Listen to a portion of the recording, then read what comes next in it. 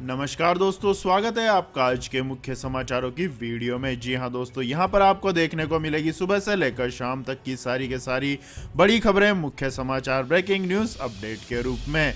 तो दोस्तों, आपसे रिक्वेस्ट है इस वीडियो को ज़्यादा से ज़्यादा लाइक और शेयर करें। तो दोस्तों, जानते हैं आज की पहली बड़ी खबर। दिल्ली में कोरोना की बेकाबू रफ्तार, 24 घंटे में 20,000 से ज़्यादा मामले, 7 की हुई मौत। जी हां दोस्तों, ओमिक्रॉन के खतरे के बीच राजधानी दिल्ली में कोरोना वायरस के मामले एक बार फिर से बढ़ रहे हैं। पिछले 24 घंटों में दिल्ली में कोरोना के 20,181 नए मामले दर्ज किए गए हैं। वहीं 7 लोगों की मौत भी हुई है। एक दिन में संक्रमण के मामलों में 3,000 की बढ़ोतरी दर्ज की गई। इन सब के बीच राहत की बात यह है कि पिछले 24 घंटों में 11,869 मरीज संक्रमण से ठीक हो गए हैं। दिल्ली में फिलहाल कोरोना के एक्टिव मरीजों की संख्या 48,178 पर पहुंच गई है। साथ ही अस्पतालों में 1,586 मरीज एडमिट है। आंकड़ों के मुताबिक दिल्ली में अभी 25,909 मरीज होम आइसोलेशन में अपना इलाज करा रहे हैं। कोरोना के बढ़ते मामलों के बीच टेस्ट भी तेज हो रहे हैं। पिछले 24 घंटों में 1,02,965 लोगों का टेस्ट किया जा चुका है। इसके बाद दोस्तों, अगली खबर, 5 राज्यों में चुनावी तारीखों का ऐलान। 7 चरणों में 5 राज्यों में विधानसभा चुनाव। शुरुआत 10 फरवरी को यूपी से, सभी नतीजे 10 मार्च को। जी हां दोस्तों, शनिवार का दिन चुनाव आयोग को भी अच्छा लगा। सुबह बताया दोपहर बाद 5 राज्यों में चुनावी तारीखों का ऐलान करेंगे। 3:30 बजे मुख्य चुनाव आयुक्त सुनील चंद्र आए और बताने लगे उत्तर प्रदेश में 7 चरणों में वोटिंग होगी, जो 10 फरवरी से 7 मार्च तक रहेगी। पंजाब, उत्तराखंड और गोवा में एक साथ 14 फरवरी को वोटिंग कराई जाएगी। बचा मणिपुर, तो वहां 27 फरवरी और 3 मार्च को वोटिंग होगी। सब जगह नतीजे एक ही तारीख 10 मार्च को आएंगे। आपको बता दें दोस्तों, 15 जनवरी तक रैली और जनसभाएं नहीं होंगी। वर्चुअल रैली और डोर टू डोर प्रचार करने की इजाजत है। डोर टू डोर प्रचार में भी केवल 5 लोग ही जा सकेंगे। 15 जनवरी के बाद कोरोना के हालात का रिव्यू किया जाएगा और फिर रैलियां व जनसभाओं पर फैसला किया जाएगा। अगर रैलियों की इजाजत दी गई तो भी इसमें कोविड प्रोटोकॉल का सख्ती से पालन किया जाएगा। हर रैली से पहले चुनावी उम्मीदवार से कोरोना प्रोटोकॉल का पालन सुनिश्चित करने का शपथ पत्र लिया जाएगा।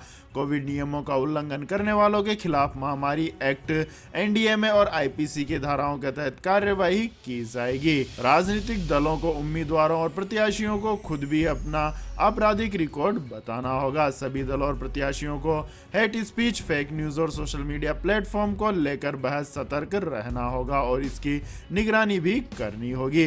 प्रत्याशी सुविधा ऐप के जरिए ऑनलाइन नॉमिनेशन कर सकेंगे। सभी दलों और प्रत्याशियों को चुनावी अपराध के संबंध में एडवाइजरी जारी की जाएगी। कोड ऑफ कंडक्ट का सख्ती से पालन करना होगा। इसके बाद दोस्तों, अगली खबर, ब्रिटेन में ओमिक्रॉन का कहर, अस्पतालों में बड़े मरीज, संकट में स्वास्थ्य सेवाएं। जी हां दोस्तों, ब्रिटेन में ओमिक्रॉन का कहर ऐसा हो रहा है कि अस्पतालों में मरीजों की संख्या में तेजी से बढ़ोतरी हो रही है। हालात ऐसे बन गए हैं कि स्वास्थ्य सेवाएं ही संकट में है। यहाँ लोग क्रिसमस की छुट्टियों के बाद काम पर लौट आए, इसके बावजूद हालात बेकाबू हो रहे हैं। प्रधानमंत्री बोरिस जॉनसन ने प्रभावित क्षेत्रों में कर्मचारियों की कमी को दूर करने का वादा किया है। यहां संक्रमित मामलों की संख्या ने नए साल में रिकॉर्ड बना दिए हैं। हालांकि पिछली कोरोना लहर की तुलना में अस्पतालों में भर्ती लोगों की संख्या कम है, वहीं लोगों को जीवन रक्षक उपकरणों की जरूरत नहीं पड़ी है। इसके बाद दोस्तों, अगली खबर, वीकेंड कर्फ्यू के बाद क्या दिल्ली में लगेगा लॉकडाउन, सोमवार को होगा फैसला। जी हां दोस्तों, वीकेंड कर्फ्यू के बाद क्या दिल्ली में लॉकडाउन लगेगा? दरअसल यह प्रश्न इसलिए भी उठ रहा है क्योंकि लाख पाबंदियों के बाद भी कोरोना के मामलों में कोई सुधार नहीं हुआ है। शनिवार को दिल्ली में 20,000 के आसपास नए मामले दर्ज किए गए, जिसके बाद दिल्ली सरकार की चिंता बढ़ती जा रही है। सोमवार को बढ़ते मामलों पर डीडीएमए की महत्वपूर्ण बैठक होनी है। इसी बैठक में तय होगा कि दिल्ली में संपूर्ण लॉकडाउन लगाया जाएगा या नहीं। दिल्ली के स्वास्थ्य स्वास्थ्य मंत्री सत्येंद्र जैन ने बताया कि परसों कोरोना के नए 17,335 मामले दर्ज किए गए और परसों के बजाय कल मामलों में बढ़त दर्ज की गई। कल करीब 20,000 नए मामले दर्ज हुए, यानी अब संक्रमण की दर कल से आधा प्रतिशत बढ़ सकती है। हालांकि अस्पतालों में 90% तक बेड खाली हैं। इसके बाद दोस्तों अगली खबर, तीसरे डोज के लिए रजिस्ट्रेशन शुरू, किसी दस्तावेज की जरूरत नहीं। फ्रंटलाइन वर्कर्स के साथ बुजुर्ग, गंभीर बीमारियों से जूझ रहे लोगों को प्राथमिकता।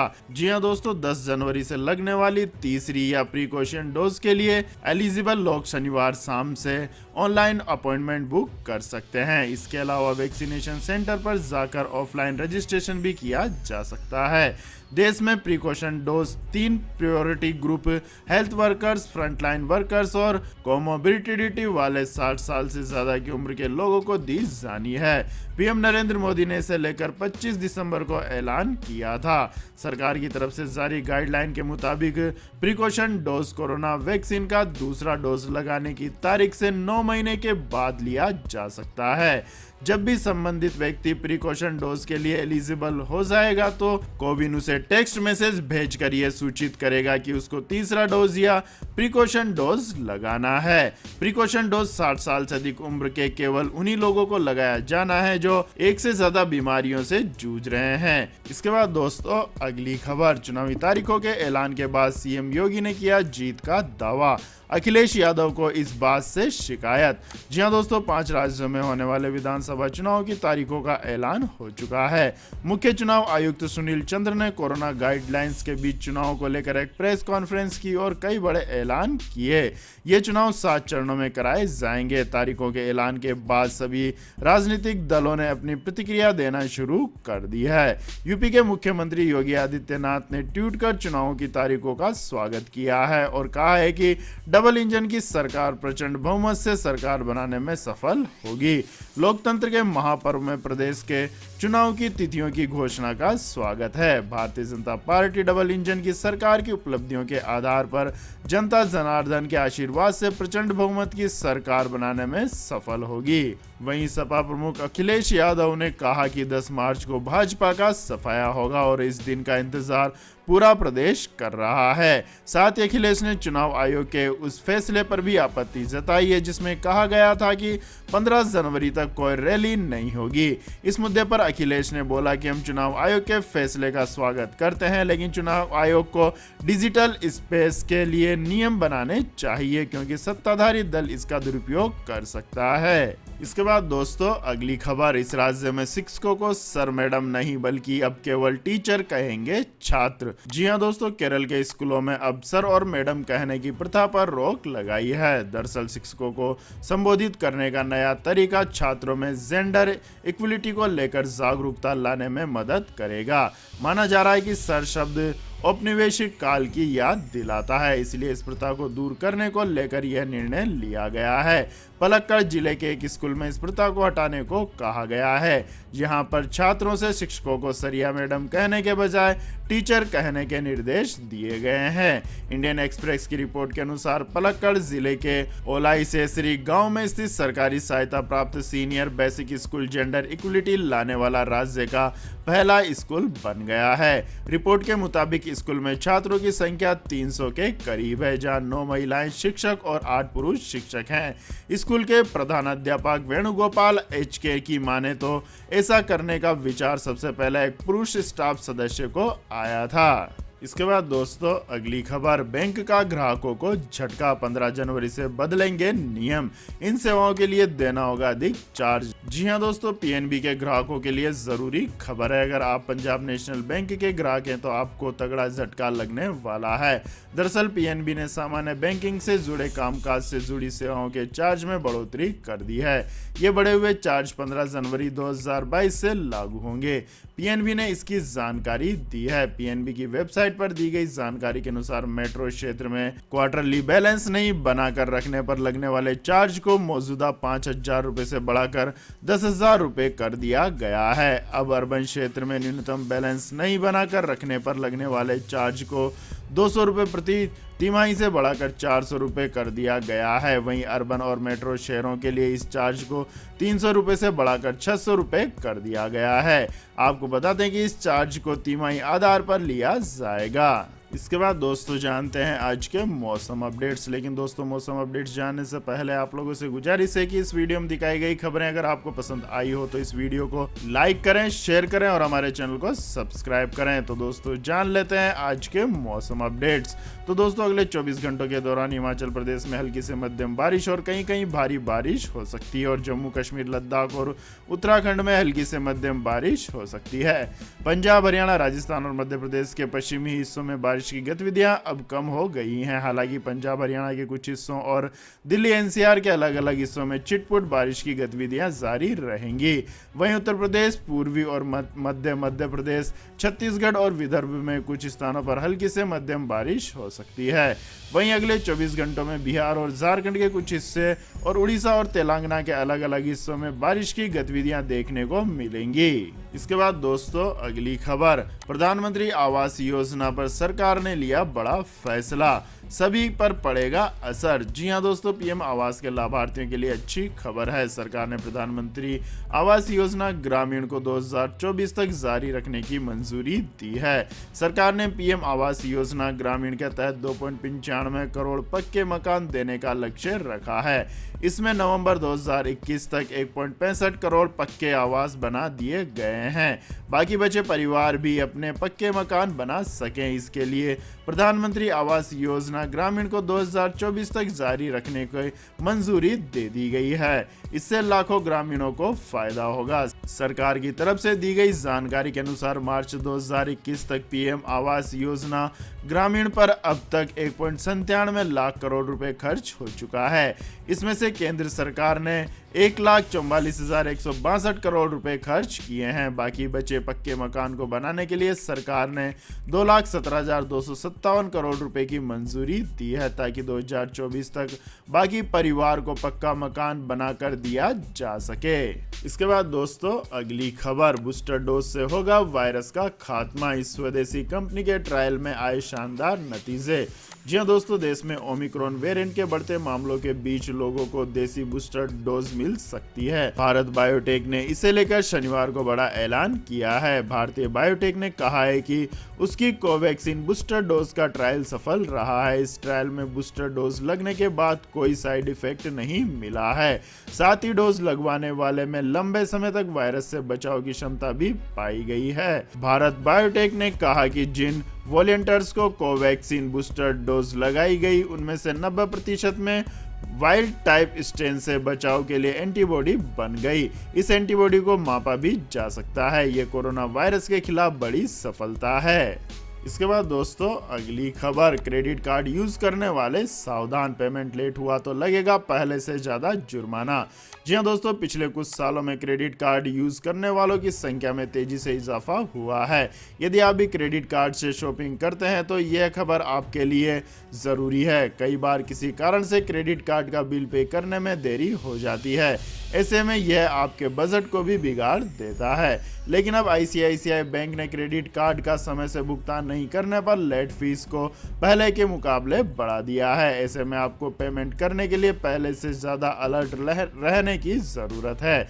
आईसीआईसीआई बैंक की तरफ से शुक्रवार शाम को ग्राहकों को मैसेज और ईमेल के जरिए बढ़े हुए चार्ज की जानकारी दी गई है। मैसेज में बताया गया है कि बढ़े हुए चार्ज 10 फरवरी 2022 से लागू होंगे।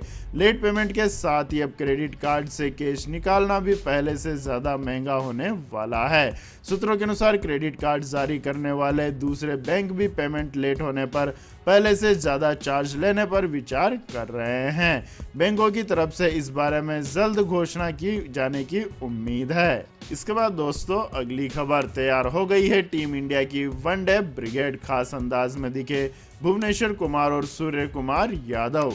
जी हां दोस्तों, भारतीय क्रिकेट टीम टेस्ट सीरीज के बाद दक्षिण अफ्रीका के खिलाफ 19 जनवरी से वनडे सीरीज खेलेगी। इसके लिए सभी खिलाड़ी जमकर मेहनत कर रहे हैं। इस सीरीज के लिए टीम इंडिया ने अनुभवी खिलाड़ियों के साथ साथ युवा खिलाड़ियों को भी मौका दिया है। श्रेयस अय्यर, सूर्य कुमार यादव, वाशिंगटन सुंदर, ईशान किशन और प्रसिद्ध कृष्णा इसमें शामिल है। हाल ही में ईशान किशन और भुवनेश्वर कुमार के साथ शिखर धवन और सूर्य कुमार यादव दिखाई दिए।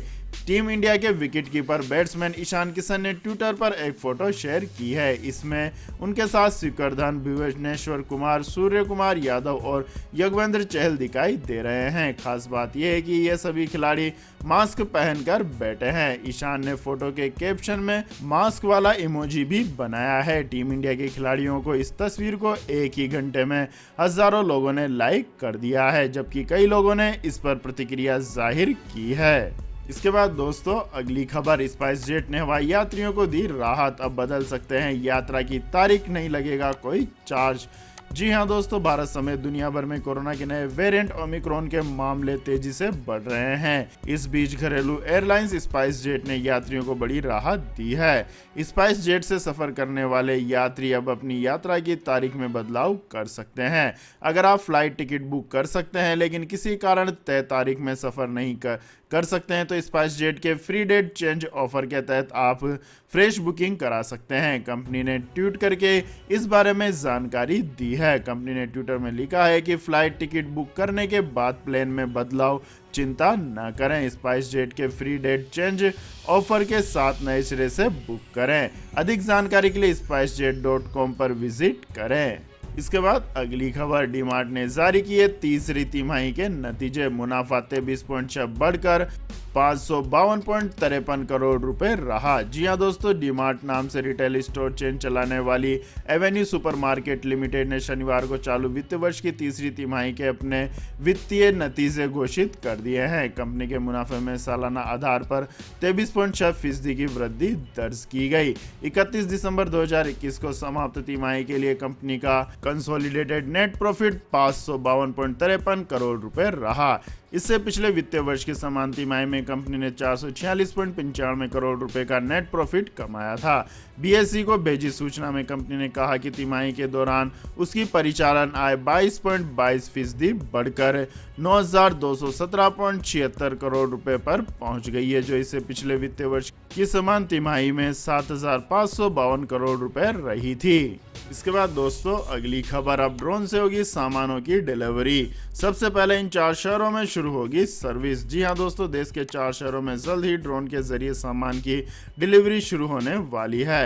लास्ट माइल्स डिलीवरी सर्विस चलाने वाली कंपनी जिप इलेक्ट्रिक ने बताया है कि वह अब ड्रोन लॉजिस्टिक्स सेगमेंट में प्रवेश कर रही है। इसके लिए टीसाउ के साथ करार किया गया है। कंपनी ने पहले चरण में 4 शहरों में 200 ड्रोन तैनात करने की योजना बनाई है। इस सर्विस को सबसे पहले दिल्ली, एनसीआर, बेंगलुरु, हैदराबाद, मुंबई और पुणे में शुरू किया जाएगा। यहां लास्ट माइल डिलीवरी सर्विस पहले से मौजूद है। कंपनी के अनुसार तैनात किए गए सभी ड्रोन स्मार्ट लॉकर से लैस होंगे, जो केवल ग्राहक को दिए गए ओटीपी के जरिए ही खोले जा सकते हैं। इससे डिलीवरी किए जाने वाले सामान की सुरक्षा सुनिश्चित होगी। आपको बता दें दोस्तों, ड्रोनों को इलेक्ट्रिक स्कूटरों के बेड़े में शामिल किया जाएगा। इनके जरिए उन जगहों पर डिलीवरी की जाएगी जहां पहुंचना कठिन होता है। इससे जल्द खाना, दवाइयां और किराने के सामान पहुंचाया जा सकेगा। कंपनी ने बताया है कि सर्विस में ड्रोन शामिल होने के बाद ज़्यादा प्रभावी हो जाएगी।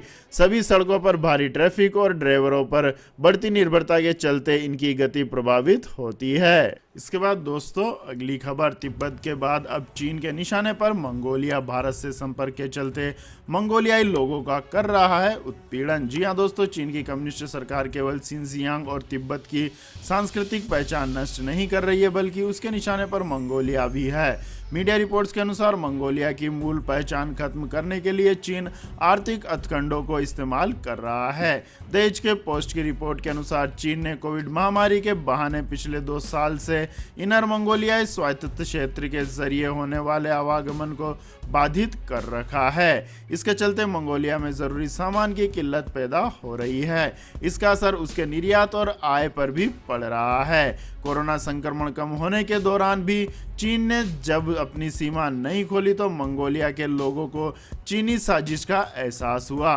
मंगोलिया के हाल ही के 2 कदमों से चीन नाखुश है।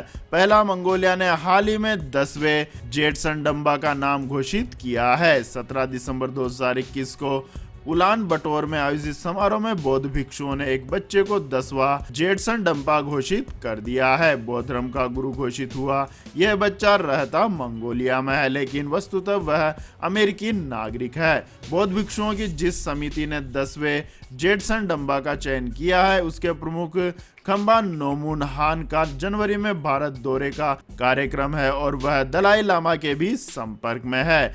दूसरा मामला मंगोलियाई संसद के स्पीकर का हाल ही का भारत दौरा है। ये दोनों बातें चीन को अच्छी नहीं लगी है। कोरोना संक्रमण रोकने के बहाने सीमा को लगातार बंद करने का चीन के फैसले का अर्थ अब मंगोलिया के लोगों को समझ में आ गया है। सीमाबंदी के चलते मंगोलिया में आवश्यक वस्तुओं और कच्चे माल की कमी हो गई है। इससे वहां रोजमर्रा की जिंदगी प्रभावित हो रही है। इसके बाद दोस्तों अगली खबर, एसजीबी में पैसा लगाने का अगले हफ्ते आ रहा है मौका। 50 रुपए प्रति ग्राम की मिलेगी छूट। जी हाँ दोस्तों, गोल्ड स्कीम से एक बार फिर पैसा बनाने का मौका आ रहा है। भारतीय रिजर्व बैंक ने सरकारी स्वर्ण बॉन्ड योजना 2021-22 की नई श्रृंखला के लिए 4,786 रुपए प्रति ग्राम का निर्गम मूल्य तय किया है। आरबीआई ने कहा है कि स्वर्ण बॉन्ड योजना 2021-22 श्रृंखला 9 सोमवार यानी 10 जनवरी से खुलेगी और 14 जनवरी तक इसकी खरीद की जा सकती है। इस बॉन्ड के लिए 4,786 रुपए प्रति ग्राम का निर्गम मूल्य तय किया गया है। तो यह थी दोस्तों आज की सभी महत्वपूर्ण बड़ी खबरें। और दोस्तों बारी आती है आज के माइंड क्विज क्वेश्चन की, जिसका जवाब देकर आप बन सकते हैं एक शानदार उपहार के विजेता। तो दोस्तों आज का सवाल है, भारत के किस राज्य में सबसे ज्यादा लोकसभा सीटें हैं? जी हाँ दोस्तों, अगर आपको इस सवाल का जवाब आता है तो तुरंत कमेंट सेक्शन में लिख दीजिए। इस वीडियो को लाइक कीजिए, शेयर कीजिए और हमारे चैनल को सब्सक्राइब करके बेल आइकन का बटन भी दबा लें। धन्यवाद। जय हिंद, जय भारत, वंदे मातरम।